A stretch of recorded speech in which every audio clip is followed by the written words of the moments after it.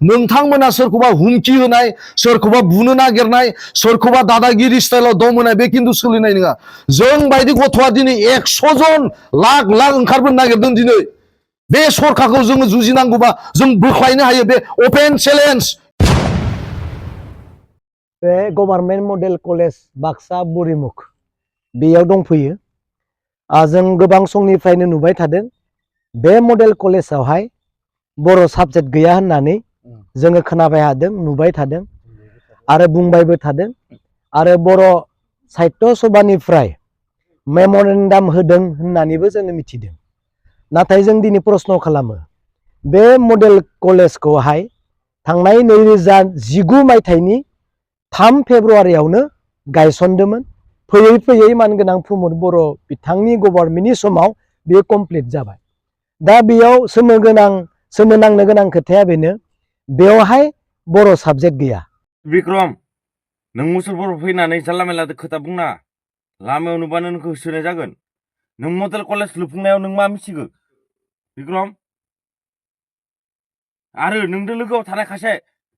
advocate उकिल दोङो बिथांखौबो नोंदो लोगोआव जुदि नुयोबा जों होसोनाय जागोन मडेल कलेज लुफुंनाया बोरै मडेल कलेज लुफुंनायाव नोंहा मा गोरोन्थि जा मोननाय नुदों नोङो मानो खासे मुसलपुरनि जानानै नों मानो बुङाखै हा बिक्रम आरो टारजन उकिल एडभकेट बिथाङा साख्रि मावो बिथाङा उकिल बिथाङा जुदि नोंथारखौनो बाथ्रा बुंदोंबा बिथांनिया जानाय नङा बिथांखौ जों नुबानो होसोनाय जागोन आं बुंखायो जोंनि मुसलपुर समस्थियाव जिबायदि जादों बेखौबो जोङो मिथिखायो नोंथाङा सासे एडभकेट हिसाबै नोंथ' मिथिनांगौमोन मुसलपुर समस्थियाव मा जादों जायाखै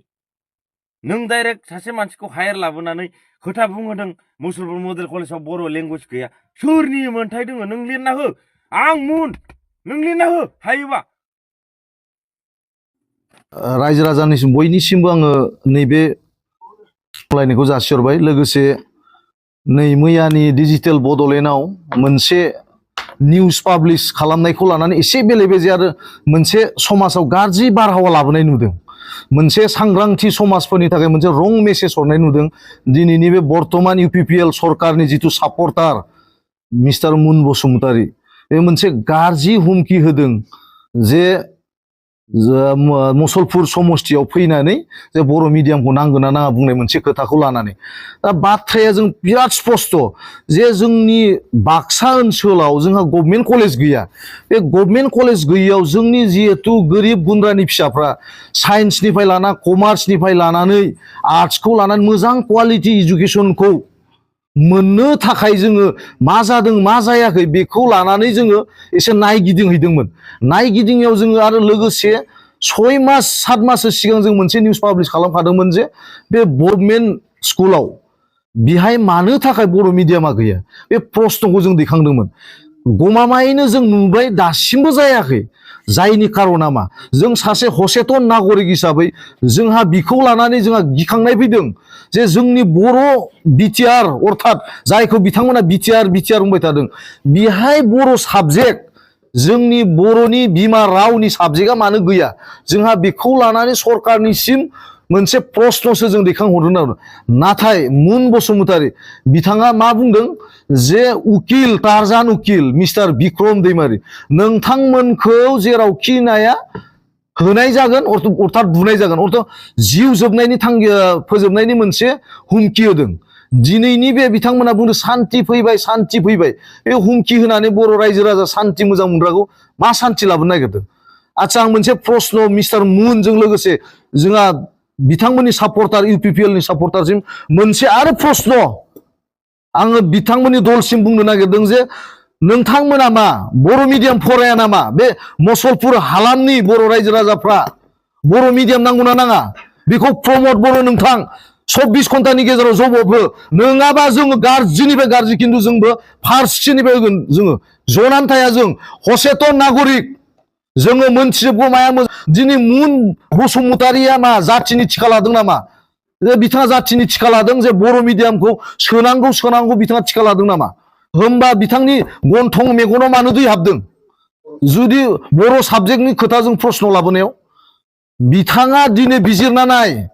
बिथाङा आखायाव बुङो मा जुमाय बथल सिगारेट सोबनानै दादागिरि स्टाइलाव दिनैनि रायजो राजाखौ नोंथांमोना फैगौ बिसायख'थियाव बेफोरबायदि सेंग्राखौ लानानै इउपिपिएलआ जै खालामनो साननो नाङा खिन्थु स्पष्ट खोथा दिनैनि जोंनि बर' समाजा गोरों गोरा ओंखारबाय हाजार हाजार एमए पास हाजार हाजार बिए पास लाख लाख स्किल गथ' ओंखारबाय दिनै बिथांमोना बेखार जानानै दं बिथांमोननि हंस्थापननि थाखाय नोंथांमोना सिन्था खालाम नोंथांमोना सोरखौबा हुमखि होनाय सोरखौबा बुनो नागिरनाय सोरखौबा दादागिरि स्टाइलाव दम होनाय बे खिन्थु सोलिनाय नङा जों बायदि गथ'आ दिनै 100 जन लाख लाख ओंखारबोनो नागिरदों दिनै बे सरकारखौ जोङो जुजिनांगौबा जों बोख्लायनो हायो बे अपेन चेलेन्ज इउपिपिएल दलनिसिम खिन्थु खोथा जों जिरायनानै थाया सोरनिबा दमखौ जों गिया दिनै नोंसोर जेसेबां गाज्रि गाज्रि मिडियायाव कमेन्ट हर जायखौ आनपार्लियामेन्टारि वर्ड गाज्रि गाज्रि स्लें वर्ड नोंथांमोना कमेन्ट हर जों बेखौ गिनानै थाया दिनै सासे मा बिक्रम सासे मा टारजान लाख लाख टारजान उजिगोन लाख लाख बिक्रम उजिगोन दिनै बर' समाजाव बे सरकारखौ बोख्लायनोबा नोंथांमोना साननैसोनि गादिखौ लानानै बारा गरम जानो नाङा खारन नोंथांमोना बुंदोंमोन सान्थिया फैबाय रायजोनि थाखाय मावगोन आंबो सासे बर' सोद्रोम सुबुं हिसाबै आङो जाथिनि सोलोंथाइ जि एबसुआ बै समाव बुंदोंमोन जोंनि बर' समाजनि एबसुआ बुंदोंमोन जे क्वालिटि इडुकेसनाव मा जोंनि बर' मिडियामनि गथ'फ्रा बर' मिडियामखौ जों फरायनो मोननाय नङा क्वालिटि इडुकेसनाव बहा थाखो मानो क्लियारिफिकेसन होआखै दिनै क्लियारिफिकेसन जोंनो नांथारगोन नोंथांमोना सोरखौबा बुनो धमकी होनाय सोरखौबा लामायाव नुबा देनाय सोरबा बे बथल सिगारेट सोबनानै दादागिरिनि आसरना खिन्थु इसेबो सोलोंनाय नङा नोंथांमोनखौ रायजो राजाया फैगौ बिसायथियाव जबाब होगोन नेनानै था रायजो राजाया समखौसो नेनानै दङ नोंथांमोननि दादागिरिखौ नायनो बेयो सम गैया आरो बेजों लोगोसे मोनसे आं स्पष्ट खोथा दिनै इउपिपिएलखौ मोजां मोनग्रा रायजो राजा बिथांमोना लिडारफ्रा बेफोरबायदि नेहात आखुनि सोद्रोम गैयै समाज बिथांमोनखौ लानानै बा दलखौ सालायनो सानदोंबा बे खिन्थु बिराद गोजानाव थाखा खारन दिनै रायजो राजाफ्रा बेफोरबायदि सोद्रोम गैयै आब्रुथि गैयै आखल गैयैखौ लानानै नोंथांमोना इउपिपिएल दानो सानदोंबा हले रायजो राजानि गेजेराव खिन्थु हाबनो हानाय नङा गोसोआव ला दिनै बर'आ सोद्रोम समाज लुबैदों नोंथांमोननि मथ'आवनो बुंदों जे सान्थि फैबाय नोंथांमोना हुस्थ गणतन्त्रखौ जुदि लुबैदोंबा सोमखारि जानोखौबो हाजु जानानै था खारन सोमखारि जानायानो मोनसे गणतन्त्रनि मोनसे गुड साइन नोंथांमोना जुदि साधारन मोनसे भिडिअखौ लानानै जुदि सोरखौबा देथारनो सोरखौबा बुथारनो होनना बुङोबा खिन्थु बिनि थाखाय रायजो राजानाव जबाब होगोन आंलाय सासेल'सो टारजान हाजार जन टारजान ओंखारगोन हाजार जन उकिल ओंखारनानै दङ नोंथांमोना इमान सहसाव साननाङा दिनै नोंथांमोना दिनै सासे उकिल बा सासे आरटिआइनि एक्टिभिस्ट बिथांखौ जुदि दम होनो नागिरदोंब्ला आरो बेजोंनो नोंथांमोना फैगौ बिसायख'थियाव जुदि बिथांखौ लानानै जै खालामनो सानदोंबा फैगौ बिसायख'थिखौ जोंबो खिन्थु जानजि खाफ्रानानै दं गोसोआव ला आरो बिनि थाखाय समा होनखादों समय निस्थुर समा रावखौबो निमाहा होआ आरो बोसोरबा नेबाय जों बै समखौ रायजो राजाया नोंसोरखौ निमाहा होगोन ना होआ नोंथांमोना बेखौ नेनानै था आरो लोगोसे आं मोनसे खोथा बुंबावनो नागिरदों नोंथांमोना खिन्थु बिटिसि ओनसोलनि रायजो राजाजों गेलेबाय थागासिनो दं लोगोसे नोंथांमोना फैगौ बिसायख'थियाव मांबार रायजो राजाखौ नोंसोर गफुरनिखौबो सोदोसो जोंहा दिनै सम जाबाय गफुरनि रायजो राजा बिथांमोनाबो सम जाबाय बिथांमोननो ललिपप होनानै सोगोन गामि दानख'गोन फैगौ बिसायख'थियाव जोङो 60टा मासि लाबोन होनना बे खुनु ओंथि गैया बे मिनिंलेस नोंथांमोना मांबार एकर्डखौ बोरै खालामा गफुरखौ मांबार सोदो बिनि उनाव जों बायदि सेंग्राखौ नोंथांमोना जुदि बुनो हायोबा देनो हायोबा दे बिनि थाखाय जों हाजु खिन्थु नोंथांमोना जुदि